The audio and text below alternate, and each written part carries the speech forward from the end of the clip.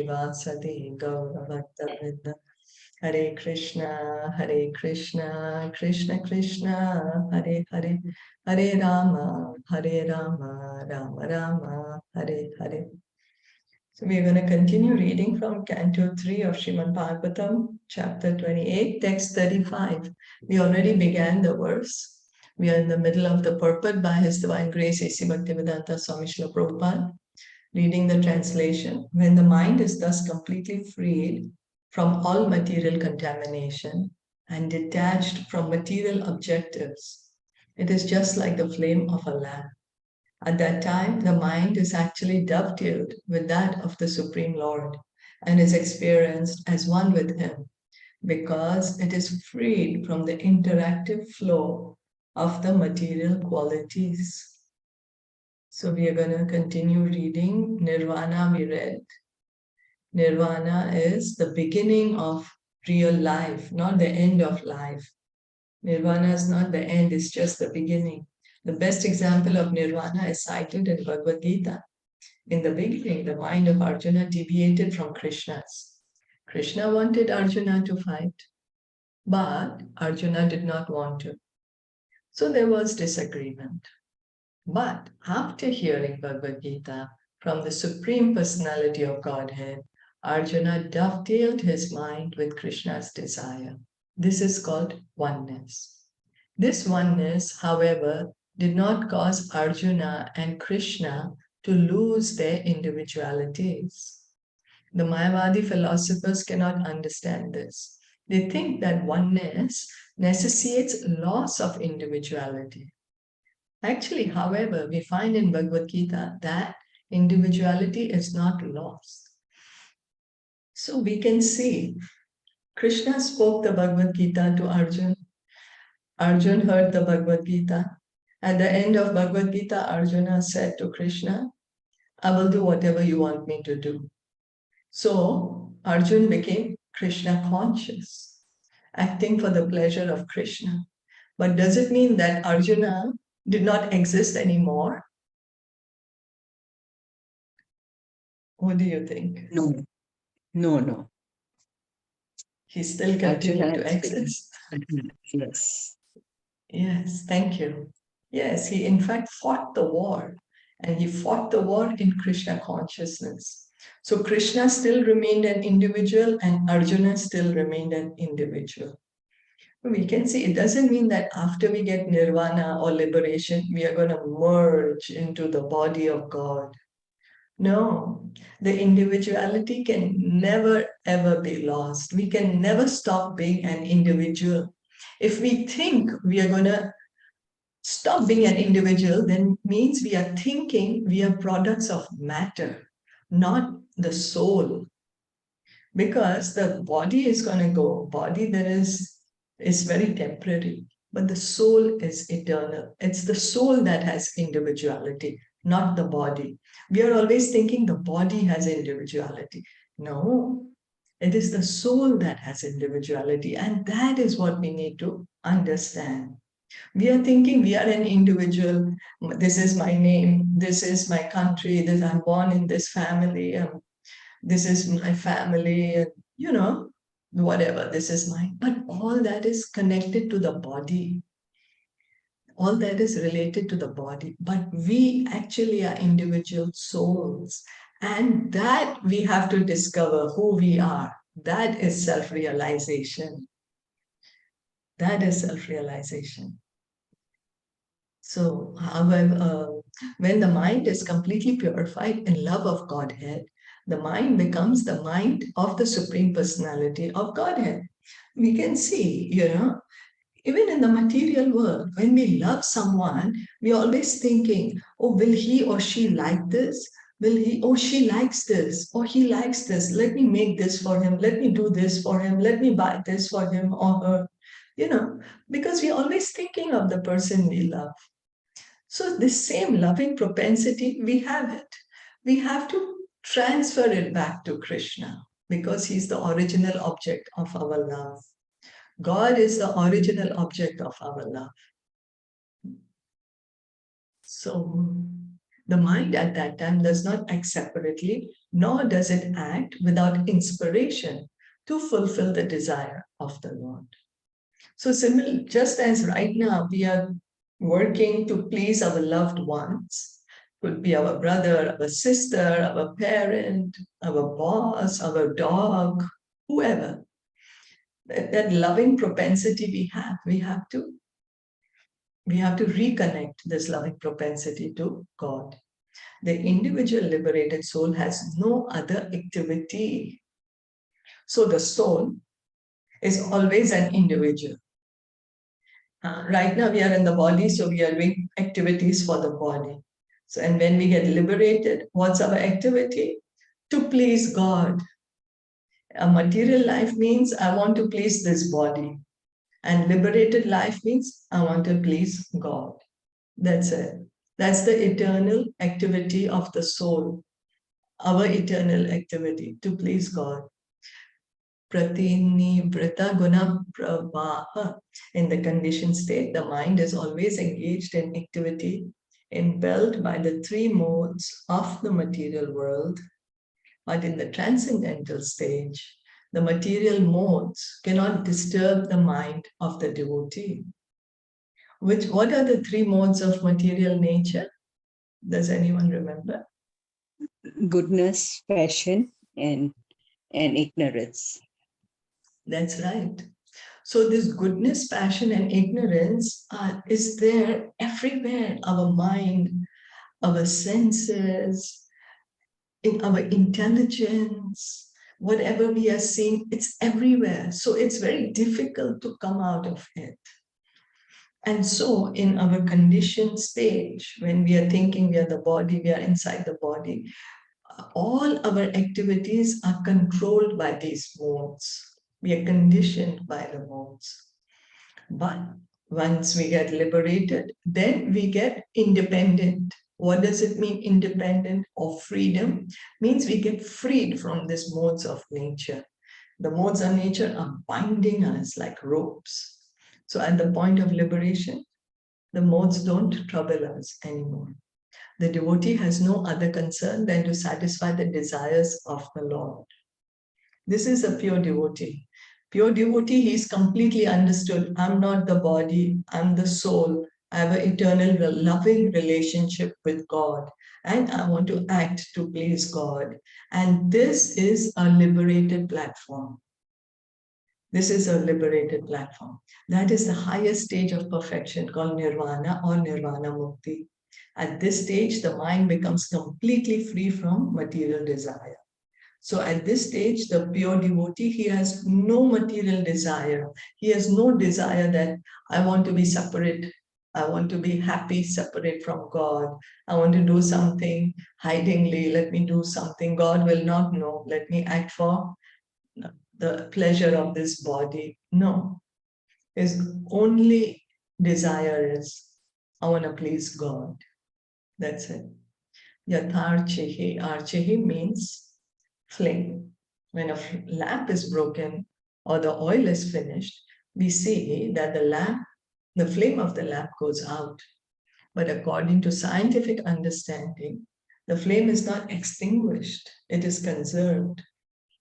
This is conservation of energy. Similarly, when the mind stops functioning on the material platform, it is conserved in the activities of the Supreme Lord. So when the lamp is broken or the oil is finished, we see that the flame of the lamp goes out. But according to scientific understanding, the flame is not extinguished. It is conserved. Well, I'm not fully able to understand this analogy. If anyone else wants to give it a shot, please do help me out here. But the idea, I do understand the other one. The idea is when our mind is not attached to this material world, it's not functioning on the material platform, then what is the mind doing? The mind is fixed on the lotus feet of the Supreme Lord. Because the function of the mind, it is going to have feeling, it's going to have emotion, it's going to have some thoughts. Now, it just depends. Who are we going to Who is the object of our thoughts? Is this material world the object of our thoughts, or is it the Supreme Lord? The Mayavadi philosopher's conception of cessation of the functions of the mind is explained here. Cessation of the mental functions means cessation of activities conducted under the influence of the three modes of material nature. So it does not mean that the spirit soul does not have a mind. It has, but it has a spiritual mind. When the mind is completely spiritualized, always thinking of the Lord, then the material mind is dissolved and the spiritual mind is manifest. Yes. So the idea is that we have to fix our mind on the Lord for the pleasure of the Lord, because this mind is what is going to help us. This very mind is what's keeping us attached to the material world. When the more we hear and chant, this very mind will help us get attached to the Supreme Lord and help us get out of this material world, will help us to come to the stage of reviving our love for God.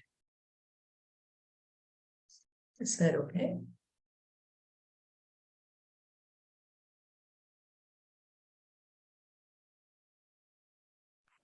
Yes. So then reading on. So api etaya charamaya manasa nivritya tasmin mahinne avasitaha sukha dukha bhaye hetu tvam api asati kartari dukha yoryat swatman vidata upalabdha paratma kastaha.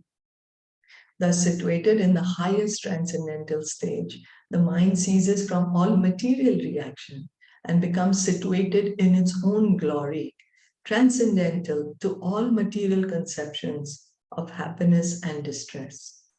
At that time, the yogi realizes the truth of his relationship with the Supreme Personality of Godhead. He discovers that pleasure and pain, as well as their interactions, which he attributed to his own self, are actually due to the false ego, which is a product of ignorance. Forgetfulness of one's relationship with the Supreme Personality of Godhead is a product of ignorance. So right now we have forgotten that each one of us has an eternal loving relationship with God.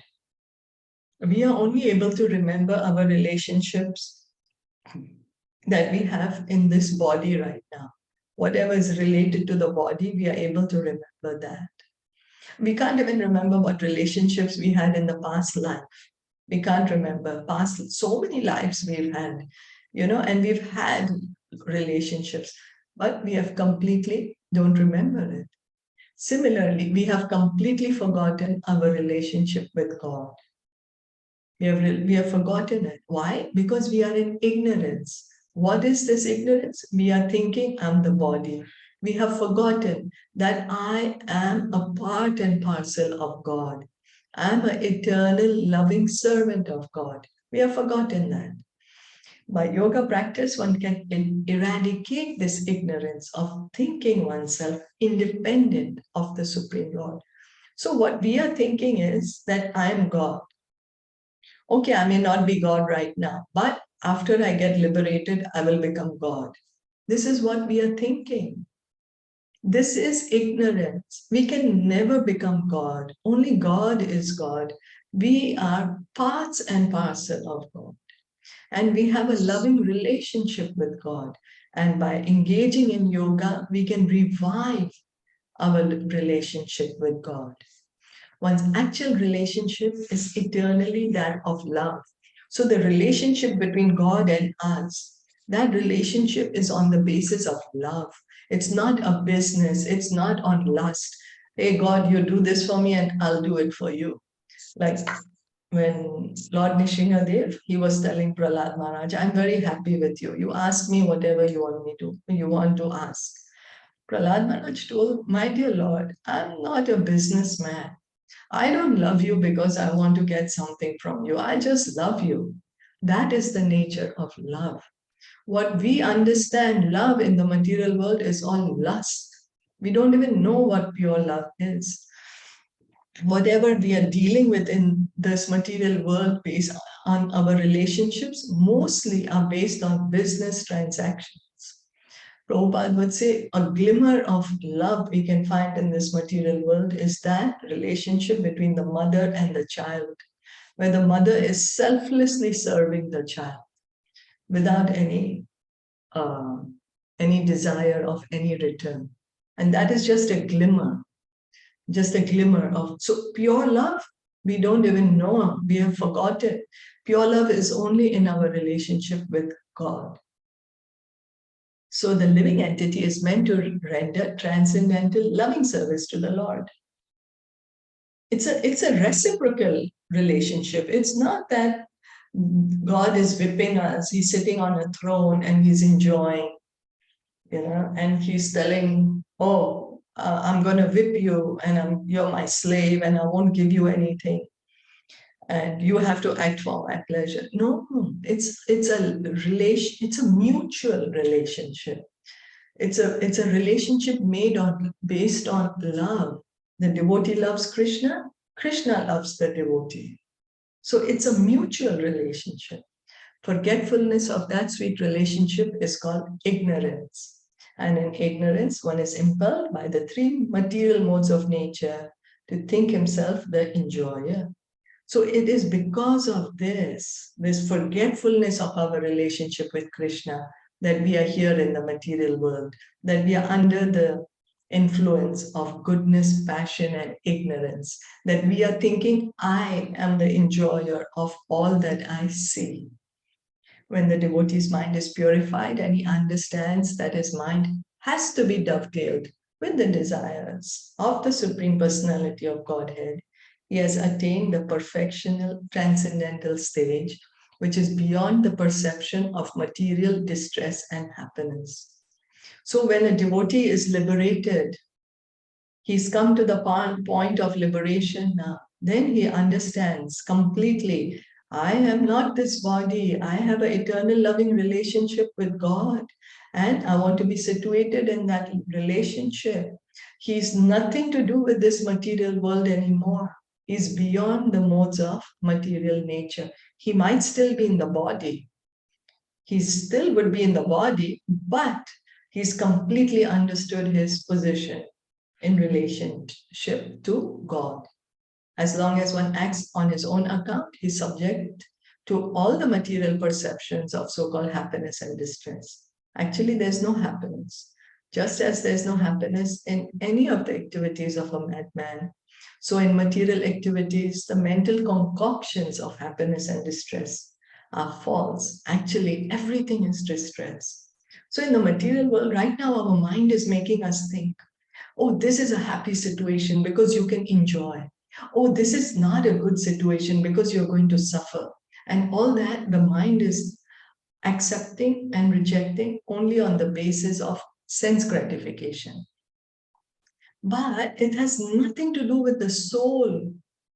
Nothing to do with the soul. So everything in the material world is bad. Good and bad is all bad. Why? Because we are not supposed to be here. We are not supposed to have a material body. We have a spiritual body. We are supposed to be in the spiritual world. We are not supposed to be engaging in material activities. That's why it is called everything is distress. When the mind is dovetailed to act according to the desire of the Lord, one has attained the transcendental stage. So this is liberation. The mind is dovetailed to act according to the desire of the Lord, where the devotee understands how to please the Lord. And he engages, he works to please the Lord. He works, anything he does, he's doing it for the pleasure of God. He's not doing it for his body. He's understood, I'm not the body. He's not attached to the body anymore. The desire to lord it over material nature is the cause of ignorance. So why do we have this ignorance, this forgetfulness of our relationship with God? Because we have a desire to enjoy this material world. You see, we have a desire that everything that we are seeing is for my pleasure. Anything and everything, I should be able to control it and manipulate it, and it exists for my pleasure. Now, we may say, no, no way, I don't do that. But if we retrospect, what are we actually doing? We are doing this. We want the situation to be perfectly controlled so we can be happy or our loved ones can be happy. Again, it just comes to me. I should be happy, my loved ones too should be happy, my country should be happy, my family should be happy. Again, it's all me because it's related to me. Yeah. So this is the cause of ignorance.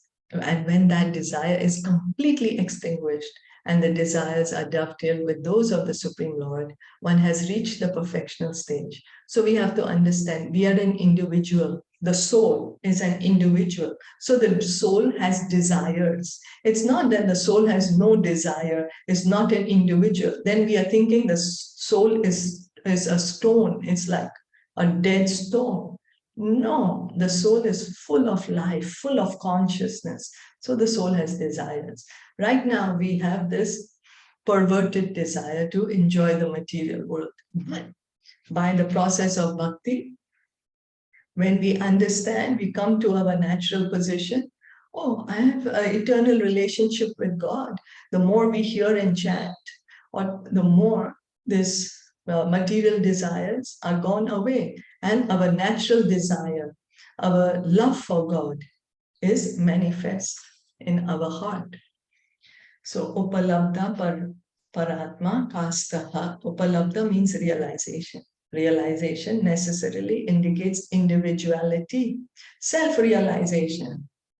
So we are not going to do self-realization to realize, oh, I'm nothing. That is not a realization. Realization means that means it indicates there's an individual there. When I say self-realization, means there's a self, there is an individual. Not that we are stone, that we don't exist. No, we do. In the perfectional liberated stage, there is actual realization. Nivritya means that the living entity keeps his individuality. So we may say, oh, individuality, I think my individuality is material. Well, but we are not talking about whatever our personality right now, which is conditioned to the body, because that is material. That is not who we are. We may have certain likes, dislikes. This is my personality. This is my character or whatever. But all that is related to the body. That is nothing to do with the soul. The soul is an individual, and we have to revive we have to realize who we truly are. We have to realize that is self-realization, actual realization. Nivritya means that the living entity keeps his individuality. Oneness means that he realizes happiness in the happiness of the Supreme Lord. In the Supreme Lord, there is nothing but happiness. So the Lord is Satchid Ananda. So he's always happy. He is the reservoir of all pleasure. All pleasure, why does pleasure exist? Why does happiness exist? Because it exists in God. Again, we come to the point, he's the cause of all causes. There is happiness because he's the reservoir of all pleasure. Anandamayo Bhyasat, the Lord is by nature full of transcendental happiness. In the liberated stage, oneness with the Supreme Lord means that one has no realization other than happiness. But the individual still exists. Otherwise, this word upalabdha, indicating individual realization of transcendental happiness, would not have been used. So it doesn't mean that once we get liberated or we get nirvana, we don't exist anymore. No, real life begins from the stage of liberation. Real life begins after we get liberated, after we get nirvana. That is our real relationship with God. It begins then. Is that okay?